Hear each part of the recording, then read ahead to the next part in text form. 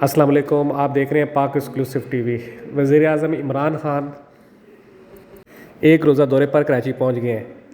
انہوں نے بہادرآباد میں ایم کیو ایم کے مرکز کا دورہ کیا اور ایم کیو ایم کی قیادت سے ملاقات کی۔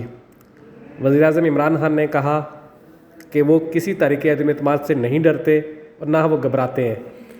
وہ مقابلہ کرنا جانتے ہیں اور مقابلہ کریں گے۔ اپوزیشن کو میں نے بتا دیا ہے کہ گھبرانا نہیں، میں 2028 تک کہیں نہیں جا رہا۔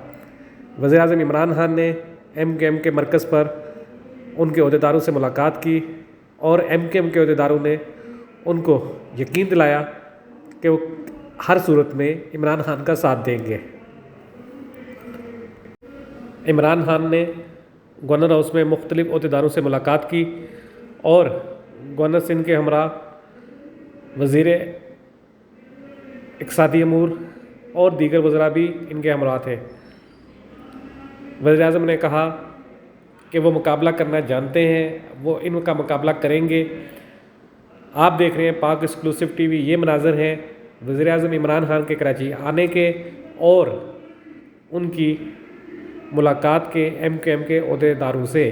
یہ دیکھ رہے ہیں اسد عمر بھی ہے، گورنر بھی ہیں اور خالد مقبول صدیقی بھی ہیں اور دوسرے عہدیدار بھی جو ہیں وہ ہیں، سارے اس وقت موجود ہیں۔ اور آپ دیکھ رہے ہیں یہ مناظر ہیں ایم کیو ایم کے مرکز بہادرآباد کے۔